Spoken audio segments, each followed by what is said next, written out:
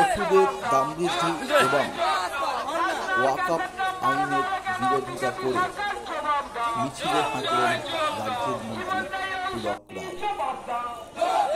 শুক্রবার হাওড়ার শ্যামপুরে বেলপুকুর কলেজ থেকে খালিবেড়িয়া মোড় পর্যন্ত এক মিছিলে অংশ নেন তিনি। এদিন মিছিলের পর খালিবেড়িয়া মোড়ে বক্তব্য রাখতে গিয়ে পুলকবাবু কেন্দ্র সরকারের তীব্র সমালোচনা করেন।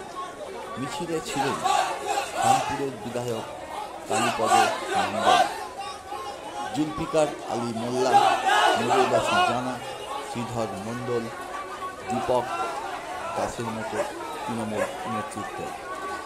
মহিলাদের উপস্থিতি ছিল চোখে পড়ার মতো। খবর.com রিপোর্ট, হাওড়া।